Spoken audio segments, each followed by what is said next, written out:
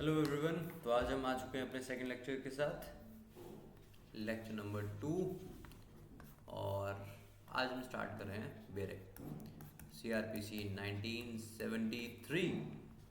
चलो फटाफट से बेरेट खोलो, पढ़ाई करेंगे। ठीक है, आगे बढ़ेंगे। मैं हूँ सेक्शन 1 पर। Section 1 short title extend and commencement कहता है this act may be called the code of criminal procedure 1973। Second, तो सेक्शन 1 में बात कर दी कि भाई इसको क्या बुलाएंगे, कोड ऑफ क्रिमिनल प्रोसीजर बुलाएंगे 1973। दूसरा सबसेक्शन कहता है कि it extends to whole of India, whole of India. और यहाँ पे ओमिट किया गया है कुछ चीज़ों को, जो पहले लिखा हुआ था except the state of Jammu and Kashmir, इस चीज़ को ओमिट कर दिया गया है बाय J&K रीऑर्गेनाइजेशन एक्ट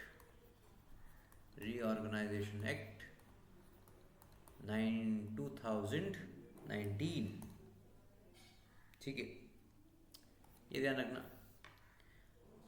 आगे लिखा है provided that the provisions of this code other than those relating to chapters 8, 10 and 11 shall not apply. Provided that the provisions of this code shall not apply. ठीक है, क्या लिखा है? Provided that the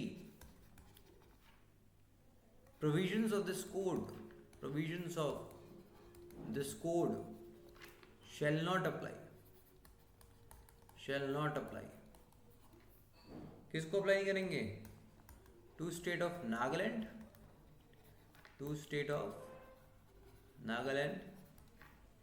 and to the tribal areas. पर तीन chapter ऐसे हैं जिनके प्रोविजन अप्लाई करेंगे।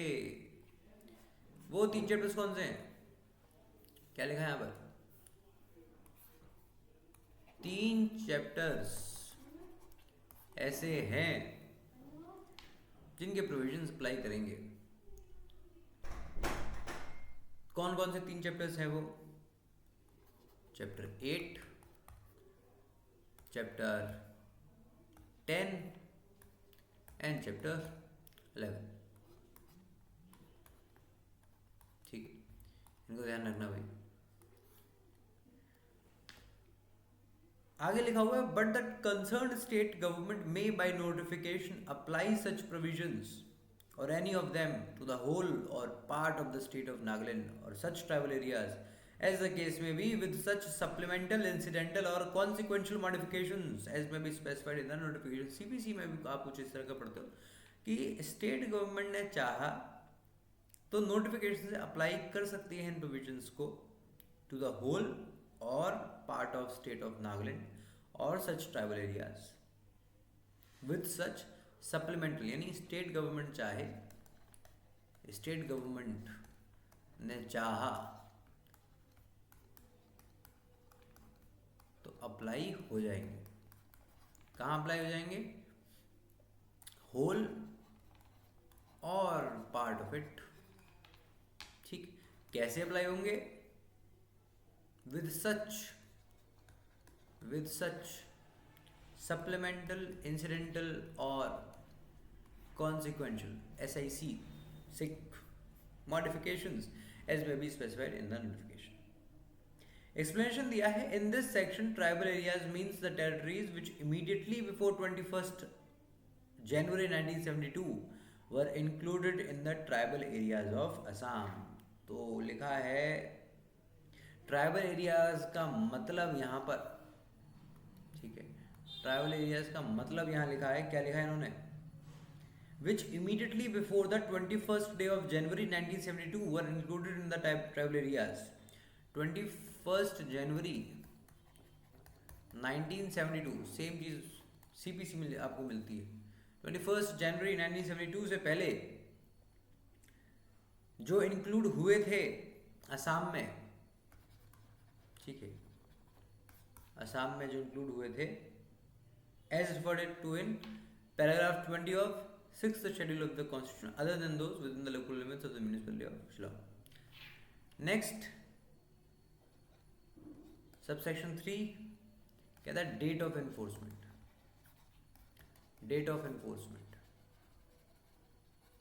क्या दे रखी है? Date of enforcement 1 April 1974, 1 April 1974। तो भाई इस फर्स्ट सेक्शन से इम्पॉर्टेंट चीज़ें ये हैं कि एक तो भाई होल ऑफ इंडिया में है और ओमिट हुआ था Jammu and Kashmir reorganisation act 2019 से। उसके बाद नागालैंड और ट्राइबल एरियाज पर अप्लाई नहीं करेगा, बट 3 चैप्टर ऐसे हैं जो अप्लाई करेंगे, chapter 8, chapter 10, chapter 11। State government ने चाहा तो अप्लाई हो सकता है होल पर या पार्ट पर विद सच, यह हमने पढ़ा था SIC, तो सिख का मतलब ध्यान रखना, with such supplemental, incidental or consequential modifications. उसके बाद हमने कहा कि ट्राइबल एरियाज का मतलब है वो ट्राइबल एरियाज जो असम में इंक्लूडेड थे 21 जनवरी 1972 से पहले तक, and then date of enforcement है CRPC की 1 अप्रैल। ये खूबसूरत सी डेट जो हर साल हमें याद दिलाती है कि हाँ लोगों को बेवकूफ़ बनाया जा सकता है, 1 अप्रैल 1974। ठीक है, अब आ जाते हैं हमारे आज के मेन कंसर्न पर, विच आर डेफिनेशंस। तो हमने कहा सबसे पहले डेफिनेशन सेक्शन 2 क्लॉज A बात करता है बेलेबल ऑफेंसेस की। बेलेबल ऑफेंसेस की लिखा है bailable offences means an offence which is shown as bailable in the first schedule. Bailable offences याद है कल हमने फर्स्ट शेड्यूल पढ़ा था। फर्स्ट शेड्यूल में हमने कहा था 6 कॉलम होते हैं भाई। पहला कॉलम सेक्शन नंबर का होता है, बताओ अगला कॉलम किसका था? पनिशमेंट का नहीं, ऑफेंस नेम का होता है, फिर पनिशमेंट का होता है, फिर पुलिस वालों के लिए होता है कॉग्निजेबल या नॉन कॉग्निजेबल, फिर अक्यूज के लिए होता है बेलेबल या नॉन बेलेबल। इसी की बात कर रहे हैं। बेलेबल ऑफेंस का मतलब है means offense means an offense which is shown as bailable in the first schedule in which column? In column number 1 2 3 4 5, in column number 5, और लास्ट वाला था कोड। तो लिखा है bailable offenses means bailable offense means an offense which is shown as bailable in the first schedule or which is made bailable by any other law for the time being in force, and non bailable offense means any other offense. Bailable offenses, non bailable offenses.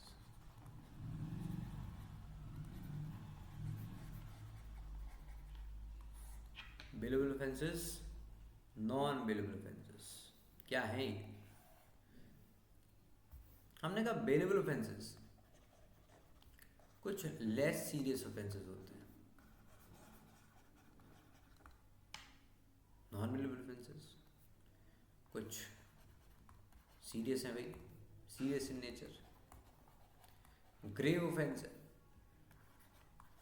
ठीक, grave offence है, कुछ आपने तगड़ा कर दिया साहब, murder करके आ गए। Less serious offence.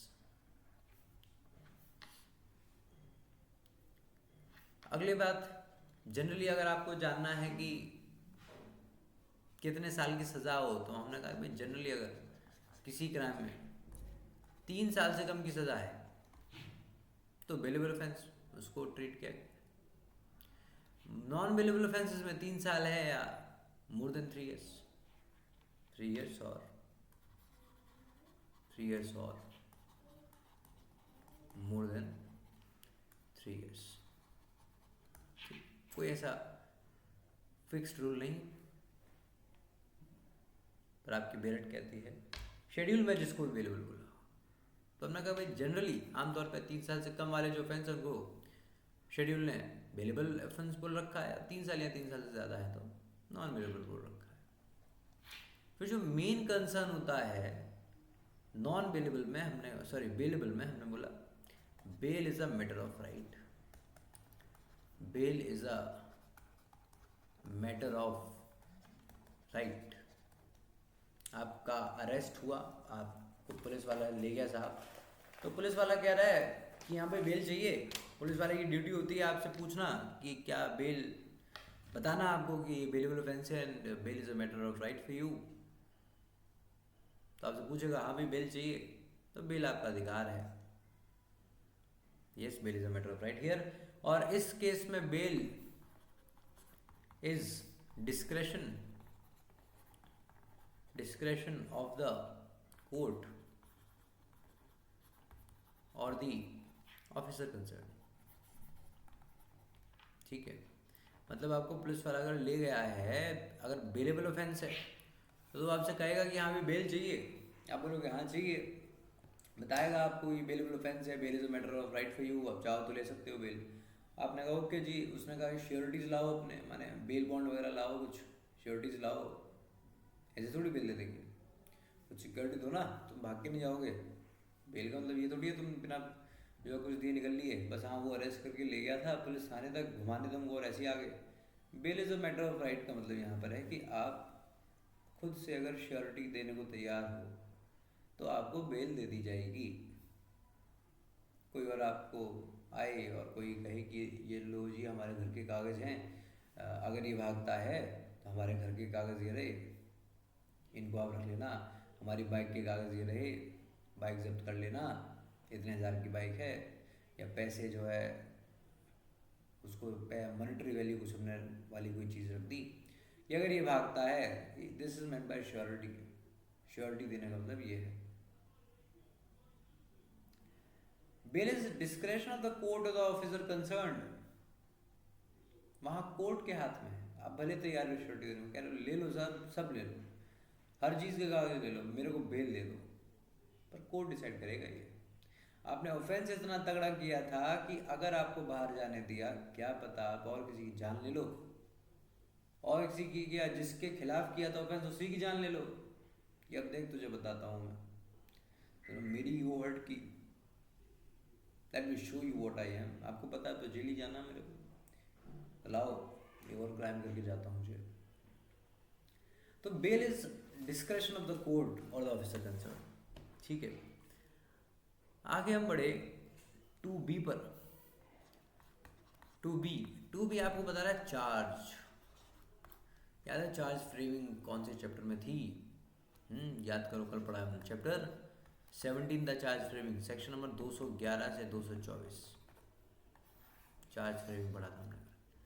हाँ, तो चार्ज में लिखा हुआ है includes any head of charges when the charge contains more heads than one. ठीक है, लिखा है includes any heads of charges, any head of charges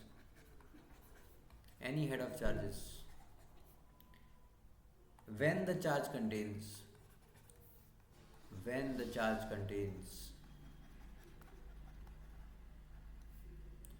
more heads than one, यानी अगर कई सारे चार्ज आपके खिलाफ लगे हैं तो उसमें includes any head of charge, यानी ये वाला चार्ज भी चार्ज ही माना जा रहा है, इसको भी चार्ज बोला जा रहा है, इसको भी चार्ज बोला जा रहा है, कई सारे चार्ज अगर आपके खिलाफ लगा रखे हैं तो। ठीक, तो चार्ज बहुत इंपॉर्टेंट चीज़ होती है साहब, चार्ज फ्रेमिंग बहुत इंपॉर्टेंट चीज़ होती है। आप चार्ज फ्रेम करते हो ये बताने के लिए, या अक्यूज को ये बताने के लिए कि उसके खिलाफ क्या मुकदमा लगा है, उसके खिलाफ क्या अक्यूजेशंस हैं, वो कैसे अपने आप को डिफेंड करे। ठीक है, आपने कहा CRPC का जो मेन गोल है वो भाई फेयर एंड स्पीडी ट्रायल, कि भैया ट्रायल हो, एक तो वो फेयर होना चाहिए and it should be speedy. तो आपने कहा फेयर कैसे करें उसको, इस ट्रायल को बढ़िया कैसे बनाएं, जस्टिस कैसे दें चीज़ों को, अक्यूज को, दुनिया को। तो आप चार्जेस फ्रेम करो साहब, चार्जेस फ्रेम करो, स्पेसिफिक एक्यूजेशंस हैं ये, स्पेसिफिक एक्यूजेशंस हैं ये। आप बता रहे हो ये धारा लगी है, ये धारा लगी है, specific accusations. Precise specific accusations, precise specific accusations हैं। आप बताते हो कि उसको तुमने ये गलत किया, ठीक, अगेंस्ट द alleged person। तो आप अगर बताओगे नहीं उसको कि उसने किया क्या है, तो डिफेंड कैसे करेगा अपने आप को? ताकि वो डिफेंड कर सके अपने आप को, तो आप फॉर्म करो ना, फॉर्म करो, formulation of precise specific accusations against alleged person is charge. इसी को जो है चार्ज बोला जाता है। What is charge? Charge is the formulation of specific accusations या precise specific accusations against alleged person. Speedy trial कैसे इंश्योर करेंगे? स्पीडी ट्रायल कैसे इंश्योर करेंगे? तो बहुत बार हम ये करते हैं कि हम जॉइंडर ऑफ चार्जेस कर देते हैं। बहुत बार हम क्या करते हैं, हम जॉइंडर ऑफ चार्जेस कर देते हैं। यानी एक ही ट्रायल में 2, 3, 4, 5 चार्जेस एक ही साथ डील किए जाएंगे। उनकी कुछ कंडीशन से कब जॉइंडर ऑफ चार्जेस होगा, इस स्पीडी ट्रायल इंश्योर होगा। ठीक है, तो ये जानना आपको जरूरी। चलो आगे बढ़ो। अगला है cognizable offences. 2C cognizable offences.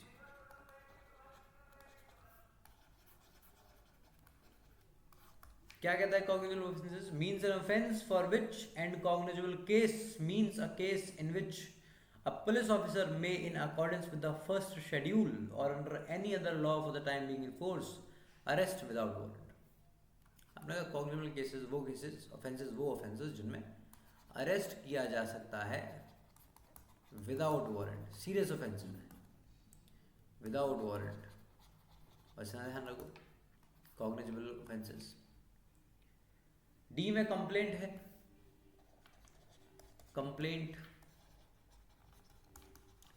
क्या है? कंप्लेंट में लिखा हुआ, complaint means any allegation made orally or in writing to a magistrate with a view to taking his action, with a view to his taking action again under this code, that some person, whether known or unknown, has committed an offence but does not include a police report। क्या है complaint? Allegation है। क्या है complaint? Allegation है।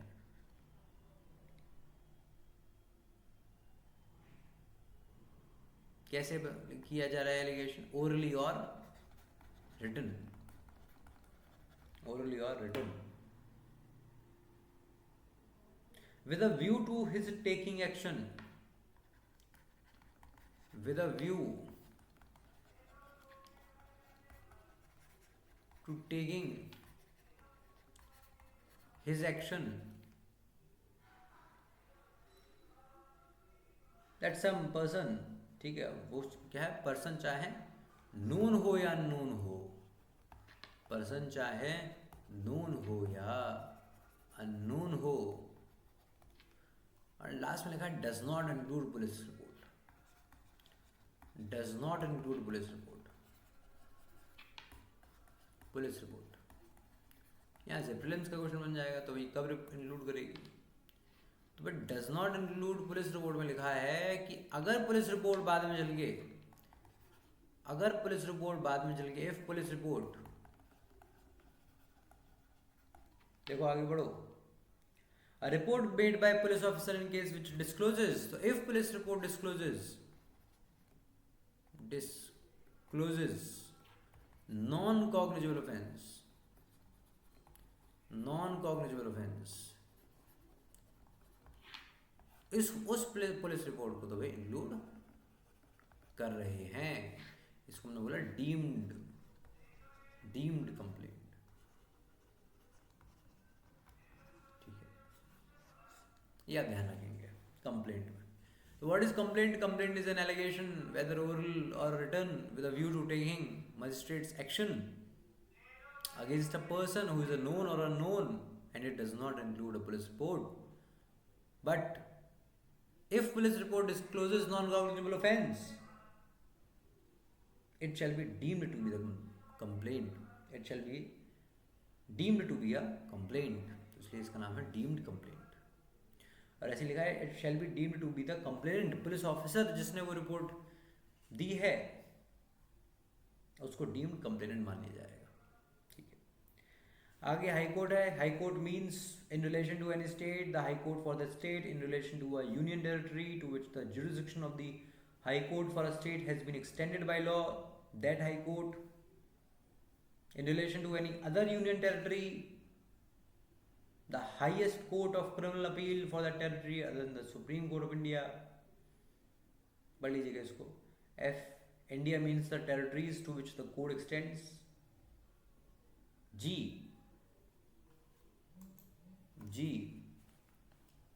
Inquiry. G. Inquiry. ठीक है. क्या लिखा है? इंपॉर्टेंट है inquiry. Inquiry means every inquiry other than the trial. Inquiry means every inquiry other than a trial. Other than a trial conducted under this code. Conducted under this code by a magistrate or by a magistrate और court. इस code के अंदर CrPC के अंदर magistrate साहब या court, magistrate साहब या कोर्ट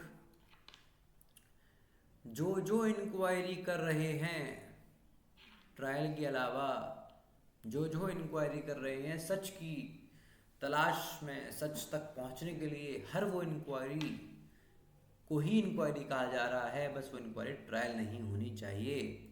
सुनिए, हाँ सुनिए, ध्यान से सुनिए. इन्वेस्टिगेशन, इंक्वायरी और ट्रायल के बीच अंतर सुनिए, डिफरेंसेस सुनिए. इन्वेस्टिगेशन एक एग्जीक्यूटिव स्टेज है. एक एग्जीक्यूटिव स्टेज है, पुलिस वाले करते हैं. ठीक है, कौन करता है? पुलिस वाले. इंक्वायरी जुडिशियल स्टेज है.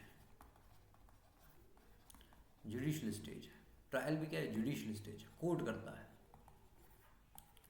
जुडिशियल स्टेज कोर्ट की जिम्मेदारी, कोर्ट की जिम्मेदारी है सब.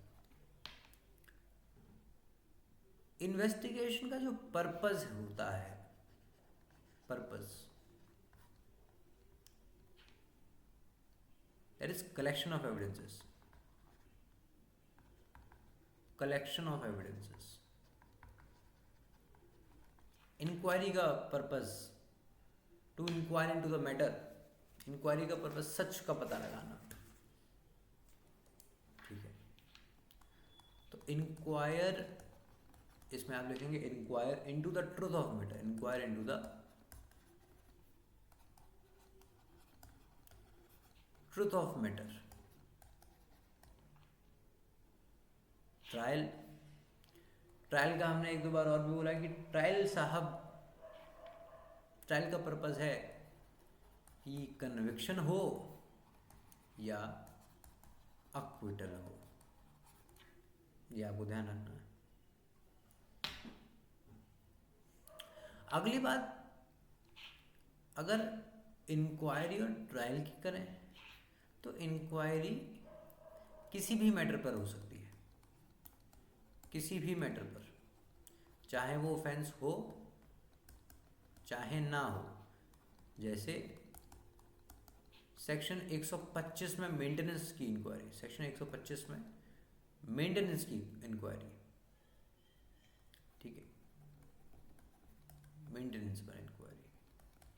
ट्रायल ऑफेंसेस का होता है, ट्रायल ऑफेंसेस का होता है, ये बात आपको ध्यान रखनी है।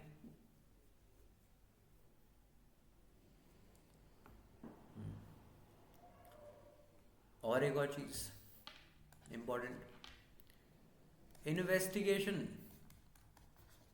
पहले आता है, सबसे पहले तो इन्वेस्टिगेशन ही होती है। इन्वेस्टिगेशन प्रीसीड्स ट्रायल,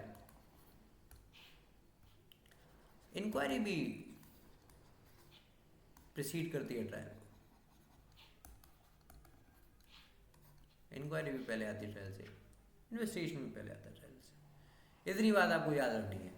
जी में inquiry, inquiry means every inquiry other than a trial conducted under this code by a magistrate और कोर्ट। एच, आगे चलिए, H investigation.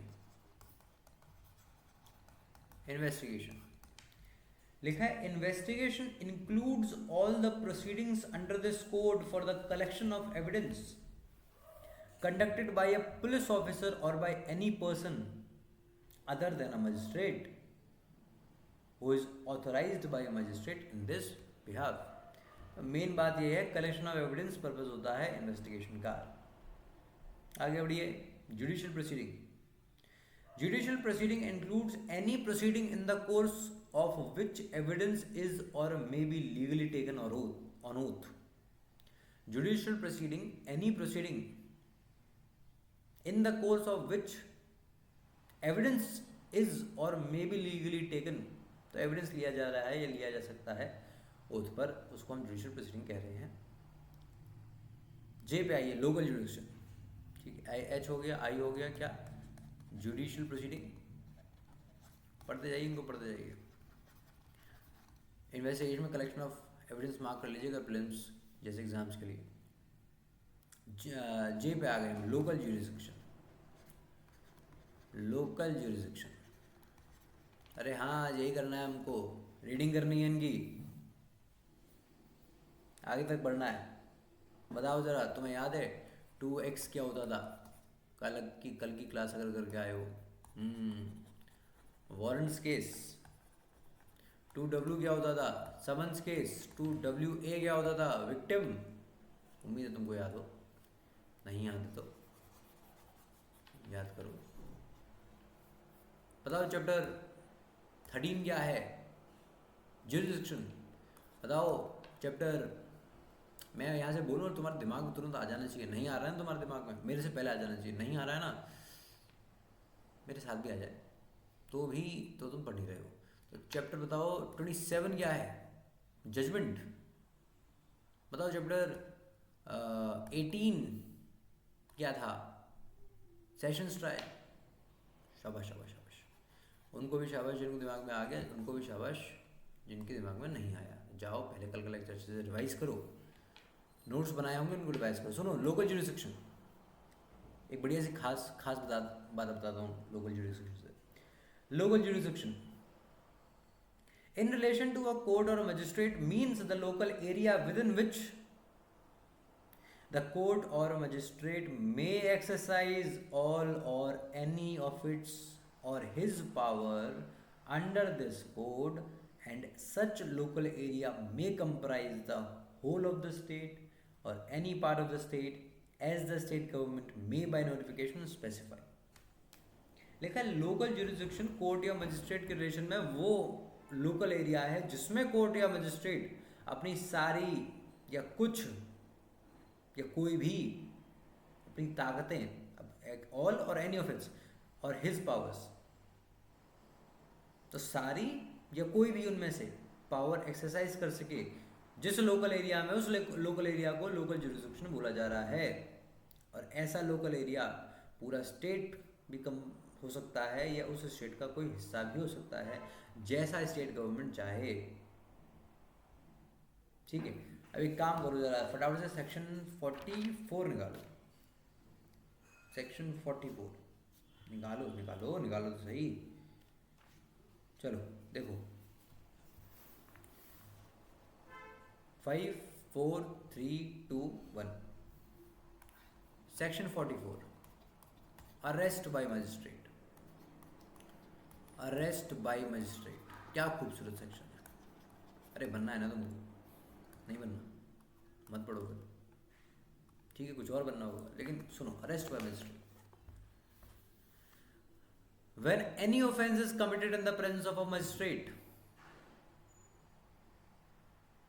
when any offence is committed in the presence of a magistrate, whether executive or judicial, within his local jurisdiction, पढ़ रहे हैं ना हम local jurisdiction, he may himself arrest or order any person to arrest. वो खुद arrest कर सकता है या फिर ऑर्डर कर सकता है किसी को अरेस्ट करने के लिए. किसे? द ऑफेंडर को. And may thereupon subject to the provisions herein contained as to bail commit the offender to custody. जो सबसे इंपॉर्टेंट लाइन है ना यहाँ पर, जो शुरू में देखो जहाँ स्टार्ट हो रहा है, व्हेन एनी ऑफेंस,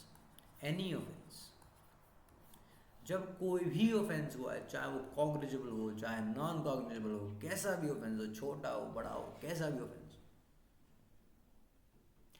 आपके सामने अगर आपके लोकल जुरिस्डिक्शन में, अगर आपकी प्रेजेंस में अगर कोई छोटा बड़ा कैसा भी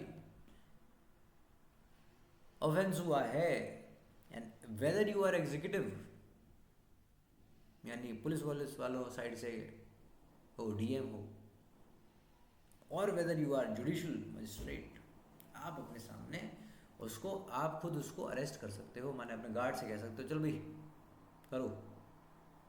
ठीक है, लिखा है ना. ईदर मे हिमसेल्फ अरेस्ट और order any person to arrest the offender. मान लो आपके अंडर 3 थाने आते हैं, 4 थाने आते हैं, 3 थाने आते हैं, 2 थाने आते हैं. तो जो एरिया होगा, जैसे आप गश्त लगाने निकलोगे, एरिया सतर्क हो जाएगा साहब कि कोई ऐसा आ रहा है जो हमको अरेस्ट कर सकता है हमारी जरा सी गलती पे. ये जो एनी ऑफेंस है ना, इंपॉर्टेंट क्यों है? इसी के बगल में देखो 43 लिखा है, अरेस्ट बाय प्राइवेट पर्सन, यानी प्राइवेट पर्सन में हम जैसे लोग भी, आप जैसे लोग भी अरेस्ट कर सकते हैं. लिखा है any private person may arrest और cause to be arrested by any person who is in the presence commits a non bailable and cognizable offence. तो प्राइवेट पर्सन तो तभी अरेस्ट कर सकता है जब नॉन कॉग्निजेबल या non bailable and cognizable offence हुआ हो, पर मजिस्ट्रेट साहब कभी कर सकते हैं. तो ये है लोकल जुरिस्डिक्शन की ताकत.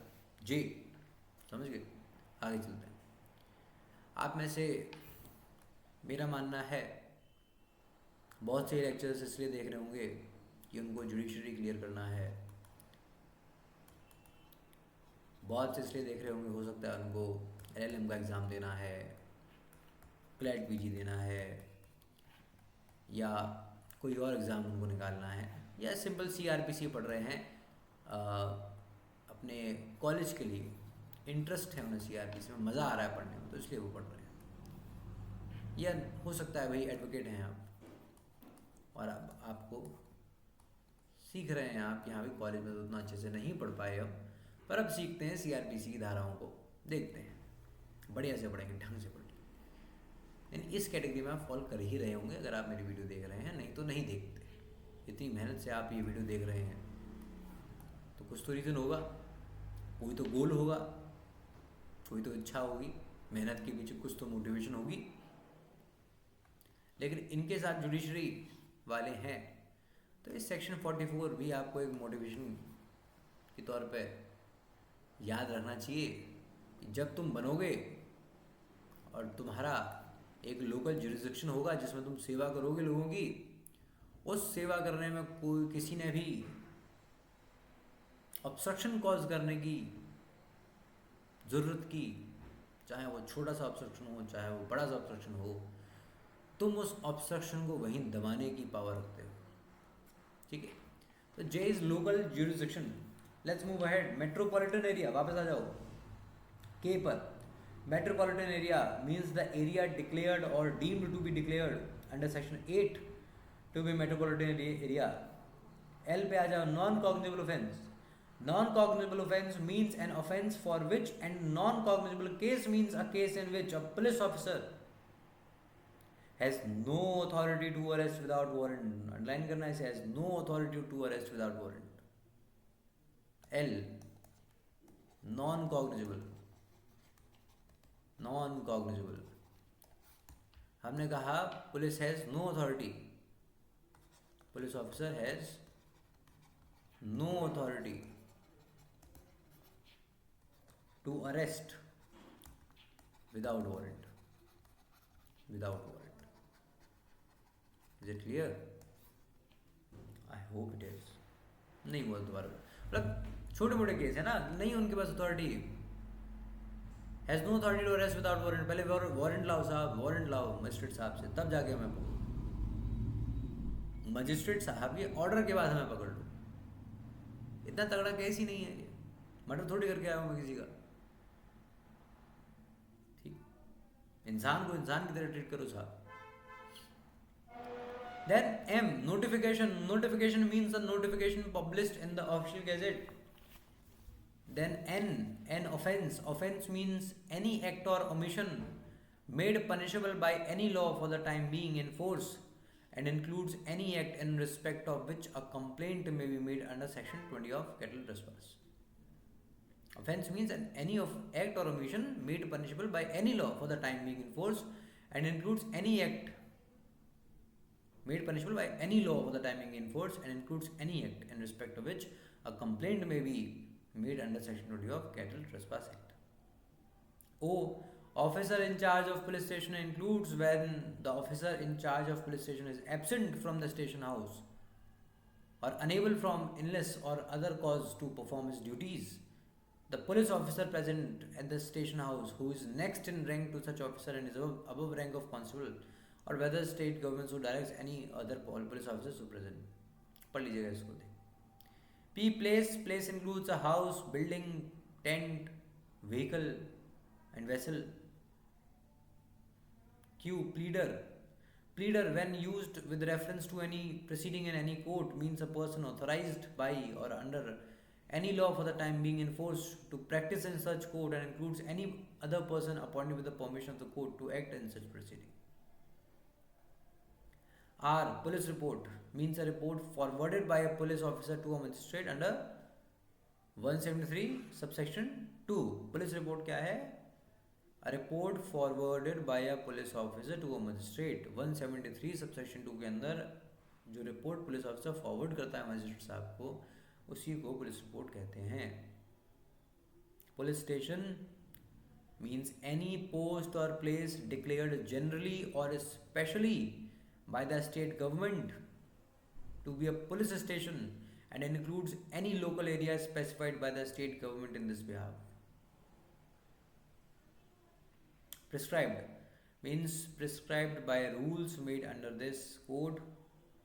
Then public prosecutor, important है, you public prosecutor याद रखना, means any person appointed under section 24 and includes any person acting under the directions of the public of a public prosecutor.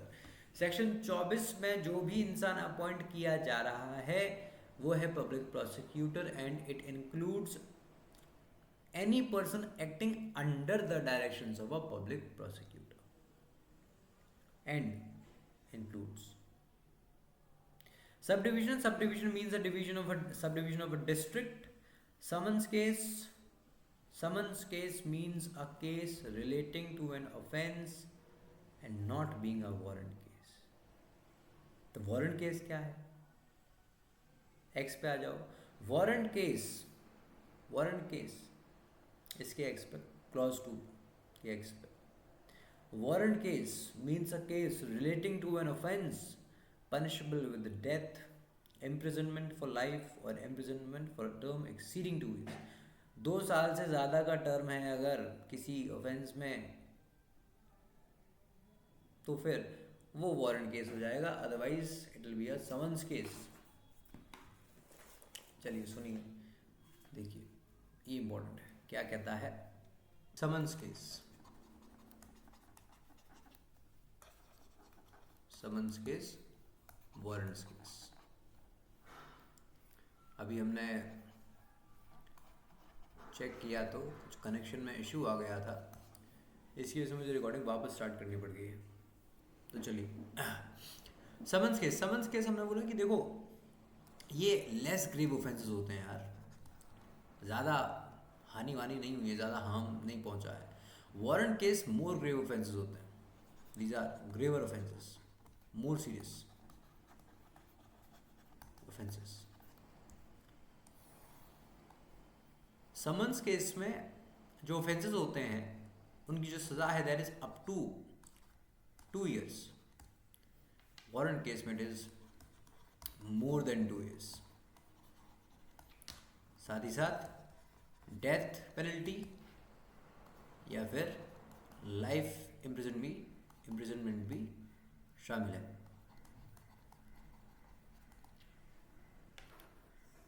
Just a second, हाँ जी। Summons case कहाँ defined है 2W में, और warrant case कहाँ defined है, ये तो अपने ने कल ही याद किया था 2X में।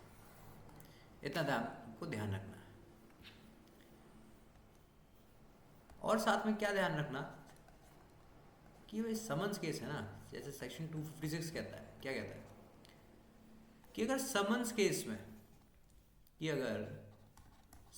केस में कंप्लेंट अपीयर ही नहीं होता, कंप्लेनेंट अपीयर ही नहीं होता,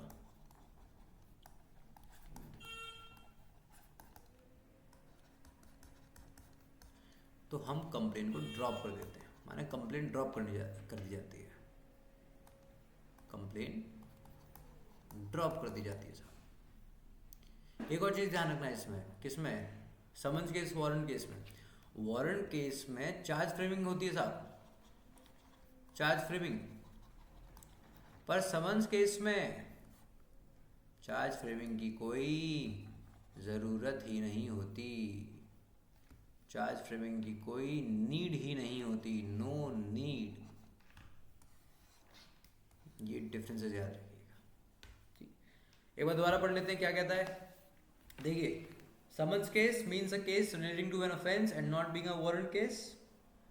warrant case means a case relating to an offence punishable with death, imprisonment for life और imprisonment for a term exceeding 2 years। ठीक है भाई, ये हो गया। आगे चलो, words and expressions used herein and not defined but defined in the IPC have the meanings respectively assigned to them in that code।